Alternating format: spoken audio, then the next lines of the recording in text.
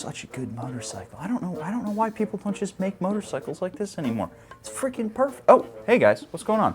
So, obviously, I really like the Hornet here. It's a very good motorcycle. Inline 4-cylinder, really classic styling, easy to live with on the street. But a lot of you people in the comments keep telling me that if I like this motorcycle so much, I really should be trying out the Z900RS here. Because this motorcycle is supposed to be the modern incarnation of the Hornet, except it's made by Kawasaki. Same inline 4-cylinder, same easy to live with ergonomics, but you know, sitting here looking at them both, just doesn't feel the same. It doesn't have that same energy. Spike. They're the same bike. Alrighty guys, as long as we have been talking about the Hornet here on the channel, you guys have been telling us that we need to check out a Z900RS or a Z900 platform motorcycle versus the Hornet, and it just so happens that we have one as our brand new giveaway bike, and we happen to have a Hornet as our shop mule. So both the stars have aligned here. We have a perfect opportunity to make this video, and actually it's one that I'm very interested in, because you know I love the Hornet. This was one of my personal motorcycles for over a year, and it's just a part of my soul now. And speaking of souls, Whitney has a really interesting line on a lot of motorcycles. So I want to get your gut impression here in the shop. What do you think both of these motorcycles standing next to each other? Huh, they kind of look super similar, Spike. Yeah, I mean, they really do. They share a lot of characteristics. They got the same vibe. The soul of this is riding on the back of a vintage Japanese bike, so. Yeah, and this is like carrying the torch from the UJM era brought forward into this. But you know what? At this point, I am getting sick and tired of talking. Let's go out and get both of these motorcycles on the road for some quick first impressions, because I have not ridden that yet. Whitney has not ridden this, so let's get out on the road and see how they shake down.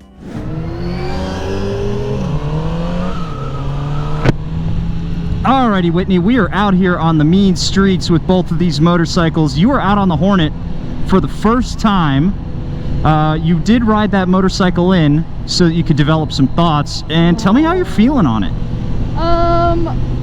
Spike, we gotta go find a drive-through chapel like ASAP.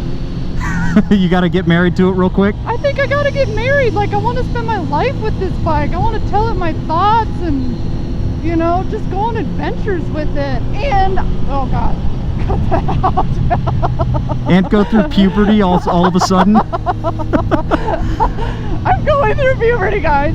I am definitely slated to be a little bit more of a devil's advocate at the shop. It may be BMW related, I don't know. But I was like, I don't know how I'm gonna feel about this bike. You know, Yam and Spike sure do love it a lot, but I always feel like a little bit more like, I bet you I'm gonna hate it. But no, it's the total opposite. We're gonna get married, and we're gonna have a shotgun wedding right now, and everybody who's watching is invited. So what about it do you love? What's getting to you? So you know, right when you get on a bike and twist a throttle, whether it has soul or not, I feel like it doesn't, like, you kind of know right away. And with this, there's so much feeling. It makes its power really great. It's a lot of fun to rev out. I thought I was not gonna like these shorty bars, but I guess I don't care about them. They're kind of nice. The handling is great. It looks great. It's not, I like how that bike looks more, so I think I was slated to like that bike. Sacrilege. I know. I just can't lie to you guys though.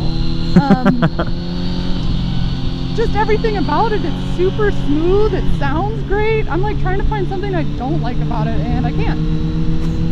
You know, that's kind of how I feel with the Hornet too, and obviously I have a deep, long relationship with it.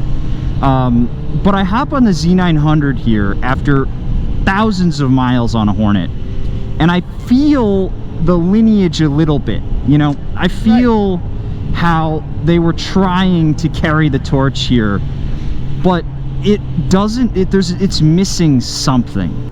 I feel like the emissions regulations with this were a little looser. I felt like there was a little bit mineral in the earth to mine. Yeah. So, and I feel like it's got that going for it.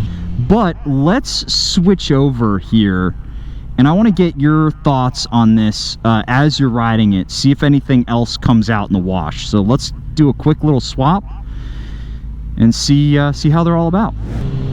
Man, swapping over and hopping on the Hornet, it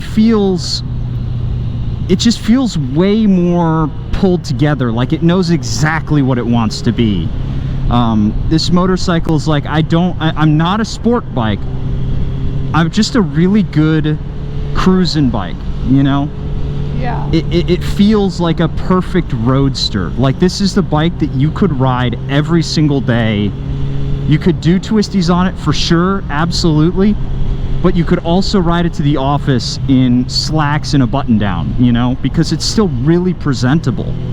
Yeah, without a doubt. It's a really great package. Yeah, I feel like the mechanics and the engineers who built the Hornet, they were paid a little bit more, probably. Yeah. I really like getting on this bike. I like the seat height. I like the bars. It's super comfortable. I really like the dualistic sort of analog versus brand new tech going on, but it feels kind of hollow. My motorcycle giblets aren't gibleting the same way, even though I really, really like the aesthetics of this bike. Yeah, I think that the Kawi is a good motorcycle, but it's a modern, it's a fully modern cafe racer neo retro thing, right? Whereas this is the classic example. It's like comparing, you know, Coke to Coke Classic, you know? Yeah. Back when they had cocaine in it versus, you know, the artificial sweeteners they have now. Yeah. So I think it's obvious, but which one do you like better, Whitney? Oh, don't make me pick. I mean, if I woke up and either of them were in my garage, I would be very happy. But when it comes to if I gotta ride it every day, it's the Hornet through and through, which I'm surprised. Okay. So it sounds like you're more torn than I am, because I'm all Hornet all day. But yeah, it sounds like you're biased. a little... I am biased. I will completely cop to that, but it sounds like you're a little bit more torn. Like you could have both of them and be happy. If I had the lime green one with the headlight cowl, oh god, yeah. But that's the kind of person that I am, so I don't know. Yeah.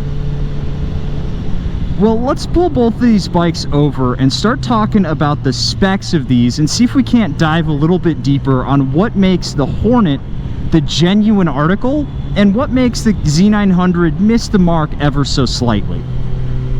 Now, how are you going to be a real old school bike rider without the proper eyewear? You gotta have a set of shades to match your ride, and Flying Eyes has you covered with the best sunglasses I've ever worn on a motorcycle. They've got super thin, flexible, yet resilient frames like they're made out of Cirque du Soleil acrobats or something. They're designed to fit between your head and helmet as compactly as possible so you don't have any more annoying pressure points. They've got a whole bunch of frame styles, lens colors, and more. I've been rocking a set of Flying Eyes aviators for months now, and there is no going back.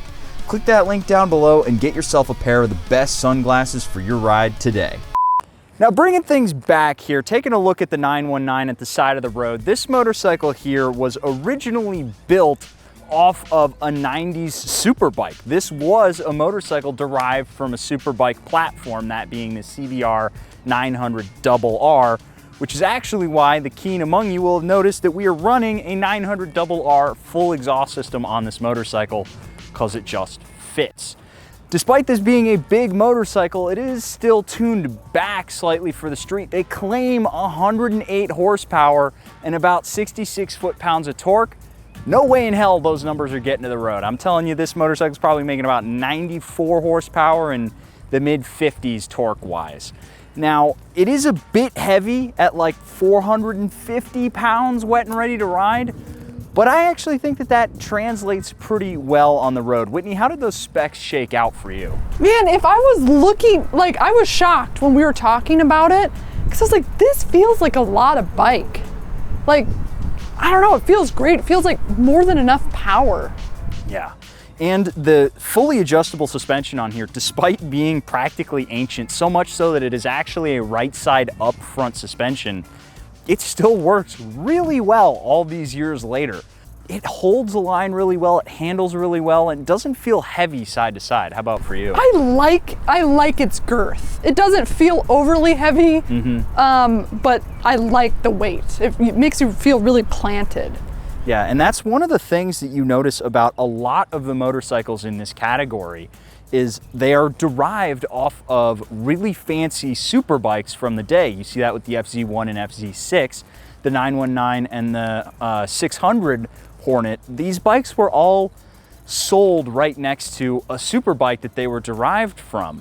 Now, one that we can't say that for is the Z900. So let's bring that bike in and take a look at its specs and talk a little bit more about how that translated to the road.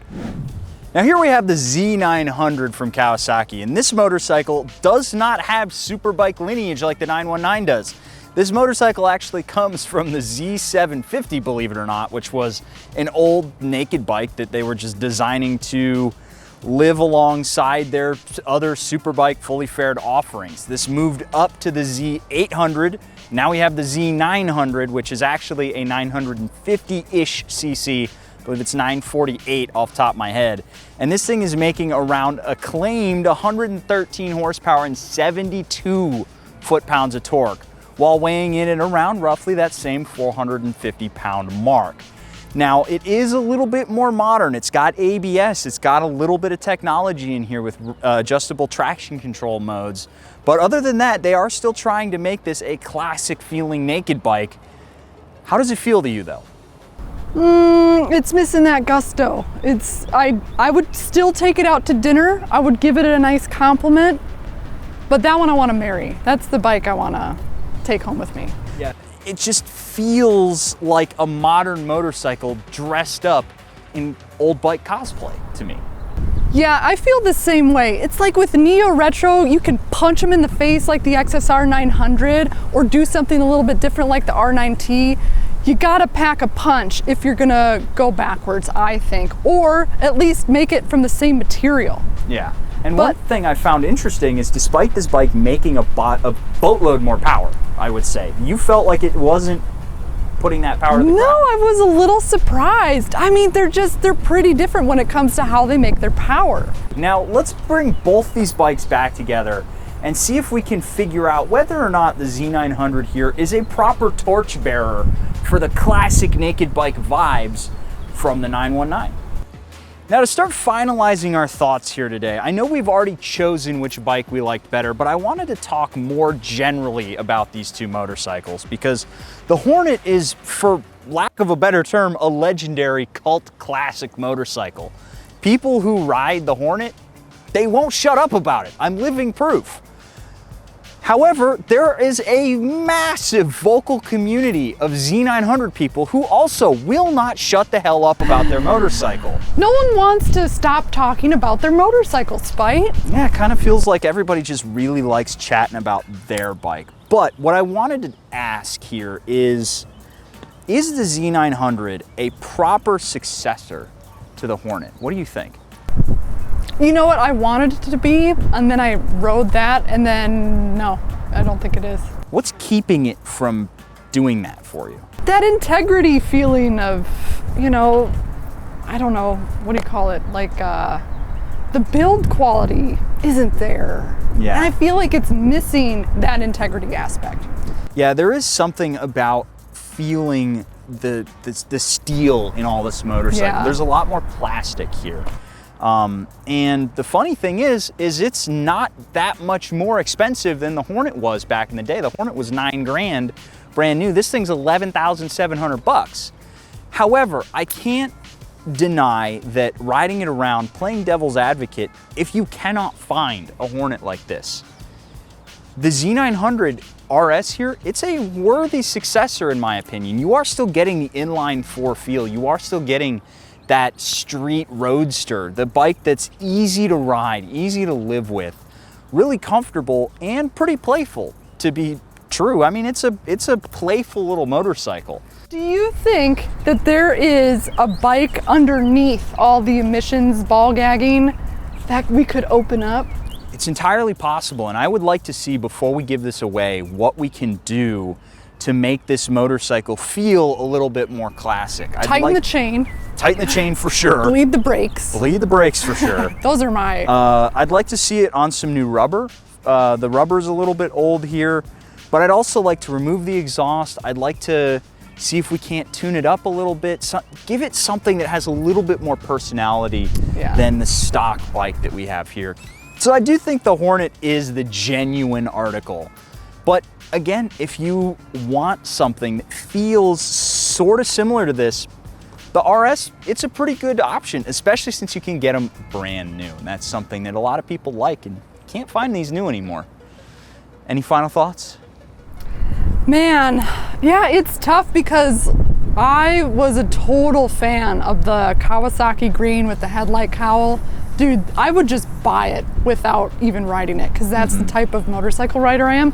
But goddamn, if you get the chance to ride them back to back in whatever strange universe you find yourself in, you'll see what we're talking about. Yeah. And like I said, I would not be mad at all if I owned this bike. No. It's sexy. But goddamn, that bike is way more fun. Yeah.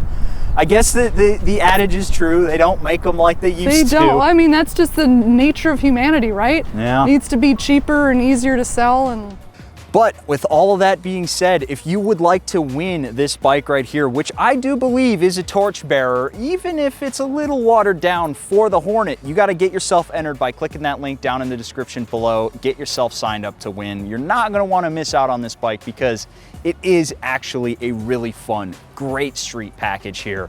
And unfortunately, I have to admit that the Z900 simps, they might actually be speaking the truth a little bit. I'm not going to fully say that you're right, because that's not the kind of person that I am. I was about to say, it's like because you're spite, you're not gonna say that. But it is a pretty good motorcycle. So get yourself signed up to win. Click that link down in the description below.